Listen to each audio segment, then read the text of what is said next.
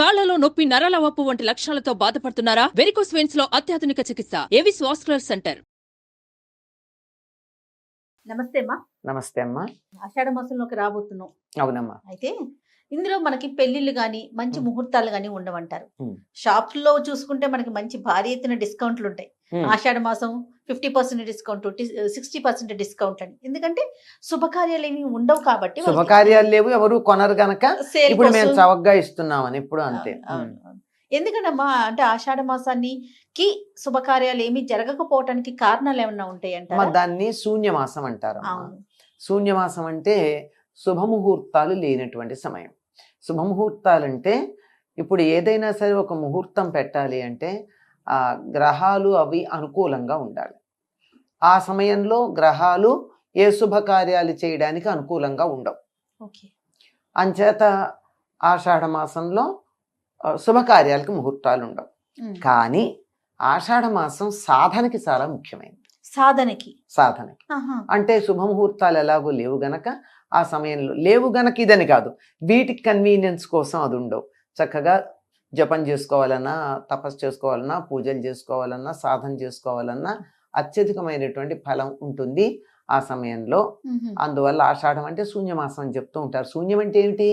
శుభముహూర్తాలకి శూన్యం. అంచేత పెళ్ళిళ్ళకు కూడా అంత అనుకూలమైన కాలం కాదు అని చెప్పి ఆ సమయంలో పెళ్లి ముహూర్తాలు పెట్టుకోరు. తర్వాత అత్త అల్లుడు కూడా ఒక గడప దాటకూడదు, ఇలాంటివి కూడా వింటూ ఉంటాం. అవునమ్మా. దీనికి చాలా మంది ఏం సమాధానం చెప్పారంటే అత్త అల్లుడు ఒక గడప దాటకూడదు గనక పెళ్లిళ్ళు ఈ నెలలో చేయరు అన్నారు. ఇది కూడా వినడానికి చాలా బాగుంది, లాజికల్ గా. అసలు కొన్ని బాగానే ఉంటాయి, కానీ అత్త అల్లుడు ఒక గడప దాటడం అన్నది కాదమ్మా అక్కడ అర్థం. అమ్మాయిని ఆషాఢ మాసంలో పుట్టింటికి పంపిస్తే అల్లుడు గాని అమ్మాయి దగ్గరికి వెడితే ఇద్దరు ఒక ఇంట్లో ఉండకూడదు అని చెప్పారు. అంటే అర్థం ఏమిటి? అమ్మాయి పుట్టింట్లో ఉంటుంది, అబ్బాయి అమ్మాయి దగ్గరికి వెళ్ళకూడదు. అంతే అంతే. అత్తగారింటికి వెళ్ళకూడదు. అత్తగారింటికి వెళ్ళడం అని కాదు, అత్తగారింటికి వెడితే వెళ్ళొచ్చు, కానీ వెళ్ళిన తర్వాత కొత్తగా పెళ్ళైనప్పుడు భార్యను చూస్తే సంసారం చేయాలనిపిస్తుంది, అందుకని వెళ్ళకూడదు అంటారు. అందుకే మన వాళ్ళు చాలా దీనికి అపవాదాలు, దేనికైనా కానీ అడ్డదారులు మనకు చాలా బాగా తెలుసు. ఎట్లా అంటే నేను ఉదాహరణ చెప్తాను, అడ్డదారులు ఎంత బాగా తొక్కుతాం అన్నది. మన సేఫ్టీ కోసం సీట్ బెల్ట్ పెడతారా? సీట్ బెల్ట్ ఎలా పెట్టుకుంటున్నాం మనం ఇప్పుడు? ఇటు నుంచి పెట్టకుండా వెనక నుంచి పెట్టేసి అది మనని విసిగించకుండా చేస్తున్నాం. మన సేఫ్టీ కోసం అని మానేసి అది అరవకుండా దాని నోరు మూస్తున్నాం తప్ప దాని ప్రయోజనాన్ని మనం పాటిస్తున్నామా? లేదు. అలాగే ఎంత మంచి ఎగ్జాంపుల్ అమ్మా.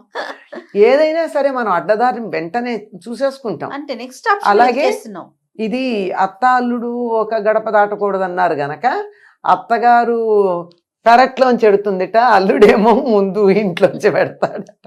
సింహద్వారంలో నుంచి అల్లుడు పెడతాడు, అత్తగారు వెనక తలుపులోంచి ఎడుతుంది. లేదా అత్తగారు ముందు తలుపులో నుంచి పెడితే అల్లుడు ఆ నెలంతా వెనక నుంచి పెడతాడు. అసలు దాని ఆంతర్యమే మారిపోతుంది. ఆంతర్యం మారిపోయింది కదా. విషయం ఏంటంటేనమ్మా, ఆషాఢ మాసంలో కొత్తగా పెళ్ళైన భార్యాభర్తలు కలిసి ఉండకూడదు అంతే.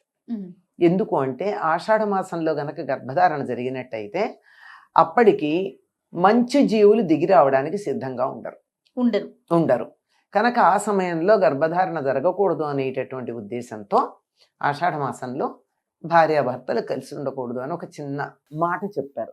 దీని వెనకాల ఇటు రాబోయే తరాలు మంచివాళ్ళు పుట్టాలన్న ఉద్దేశంతో పాటు మనది వ్యవసాయక దేశం గనక వ్యవసాయానికి ఎటువంటి ఇబ్బంది కలగకుండా చూసేటటువంటి కార్యక్రమం కూడా ఉంది.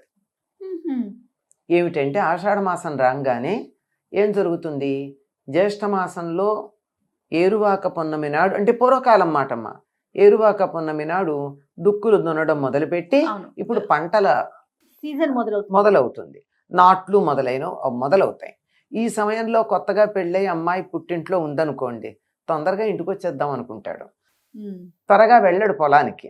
పన్నులకి ఆటంకం. ఇప్పుడు మామూలుగా మనకి పూర్వకాలం పని సమయాలు ఎలా ఉండేవమ్మా? పాఠశాలలు కూడా అట్లాగే ఉండేవి, పొద్దున్నే ఉండేవి. 10 స్కూల్ అయిపోయేది, ఇంటికి వచ్చేవాళ్ళు. మళ్ళీ 2 నుంచి 4 దాకా ఉండేది. ఎండవేళ హాయిగా ఇంట్లో విశ్రాంతి తీసుకుని చల్లబాటు వేళ ఫ్రెష్గా చదువులు ఉండేవి. పనివాళ్ళు కూడా అలాగే ఉండేవాళ్ళు. పొలంలో నాట్లకు కూడా సూర్యోదయానికల్లా పొలంలో ఉండేవాళ్ళు. కాస్త ఎండ ఎక్కేటప్పటికి 9-10 అయ్యేటప్పటికల్లా ఇళ్ళకి వెళ్ళిపోయి భోజనాలు చేసి విశ్రాంతి తీసుకుని మళ్ళీ 4ంటికి వచ్చి సూర్యాస్తమయం అయ్యేదాకా చేసేవారు. మా చిన్నతనంలో కూడా మాకు పొలంలో పనులు అట్లాగే అలవాటు. అమ్మా అట్లా ఉండేవి. స్కూల్స్ కూడా అంతేనా? స్కూల్స్ అంతే. అంటే మేము పొద్దున 7ంటికి వెళ్ళేవాళ్ళం, 10ంటికి ఇంటికి వచ్చేవాళ్ళం. పొద్దున చద్దనం తిని వెళ్ళిపోయేవాళ్ళం పెరిగేసుకుని. సూపర్. కొంచెం 10ంటికి ఇంటికి వచ్చేవాళ్ళం. కాసేపు అటు ఇటు ఆడుకుని 11-12 ఇంట్లో పెద్దవాళ్ళు వాళ్ళు పూజ అయిపోయి దేవుడికి నైవేద్యం పెట్టి భోజనం పెడితే తినేసి కాసేపు విశ్రాంతి తీసుకుని ఆడుకుని ఇష్టం వచ్చినట్టు ఆడుకుని మళ్ళీ 2ంటికల్లా స్కూల్కి వెళ్ళేవాళ్ళం. 2 నుంచి 4:30-5 అట్లా ఉండేది. ఎంత బాగున్నాయి అమ్మా. ఇది జపాన్లో ఇదే సిస్టమ్ కదమ్మా. ఎర్లీ అవర్స్లోనే చేస్తారు వాళ్ళు. మధ్యాహ్నం సియాస్టా అని చెప్పి నిద్రకి సమయం కూడా ఇస్తారు ఆఫీసుల్లో. ఫ్రెష్ అవర్స్లో పనిచేస్తే ఉండేటటువంటి సుఖం తర్వాత ఉండదు.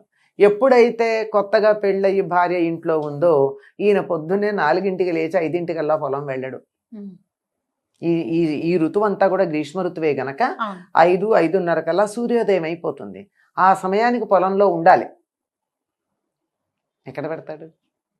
అందువల్ల ఈ నెల అమ్మాయిని అక్కడ ఉంచేస్తే ఇతను శుభ్రంగా పని చేసుకుంటాడు. నువ్వు అత్తారింటికి వెళ్ళకూడదు, అమ్మాయి ఎక్కడ ఉండాలి, నువ్వు ఇక్కడ ఉండాలి. గొడవే లేకుండా. ఇది ఒకటి. ఇంకోటి, కుటుంబంలో కూడా చాలా చక్కగా ఉంటుంది. ఇది ఎండలు, ఇది గ్రీష్మ ఋతువులో పడే వానలు. ఎండ మండిస్తూ ఉంటుంది, చెమటలు పట్టిపోయి చికాగ్గా ఉంటుంది, టప్పున వాన పడుతుంది, గాలి స్తంభిస్తుంది, చెమటలు పట్టి అంత చికాగ్గా ఉంటుంది ఈ సీజన్. మన ఇళ్లలో ఫ్యాన్లు ఉన్నాయి కనుక తెలియట్లేదు కానీ లేకపోతే ఎంత చికాగ్గా ఉంటుంది. ఈ సమయంలో అత్తా కోడలు ఏదన్నా చికాగ్గా ఉండి చిడిచిడిలాడారనుకో, అంతే, పెళ్ళైన కొత్తల్లోనే అయితే ఇంక జీవితాంతం ఉంటుంది. అంచేత ఇలా చికాగ్గా ఉండే సమయం దూరంగా ఉన్నారంటే జీవితం అంతా అత్తా కోడళ్ళ మధ్య కూడా సౌయోధ్య బాగుంటుంది. ఎన్ని ఆలోచనలమ్మా. ఇన్ని ఆలోచనలు ఉంటాయమ్మా. అందువల్ల చెప్పింది వినేస్తే సుఖపడతాం. కానీ ఇప్పుడు పరిస్థితుల్లో కుదురుతుందా అన్నదే చాలా సమస్య. ఇద్దరు ఉద్యోగాలు చేస్తున్నారు, అత్త అల్లుడు ఉండే ప్రసక్తే లేదు. అత్త కోడలే ఉండనప్పుడు అత్త అల్లుడు ఎక్కడుంటారు? ఎవరి మానాలు వాళ్ళు ఉంటున్నారు. కొంచెం వీళ్ళు మాత్రం ఈ సమయంలో సంతానం కలగకుండా జాగ్రత్త పడితే మంచిది, అంతకన్నా ఇంకేం లేదు. రైట్ అమ్మా. నమస్తే. నమస్తే అమ్మ. సుమన్ టీవీలో మీ పర్సనల్ అండ్ బిజినెస్ ప్రమోషన్స్ కోసం కింది నెంబర్కి కాంటాక్ట్ చేయండి.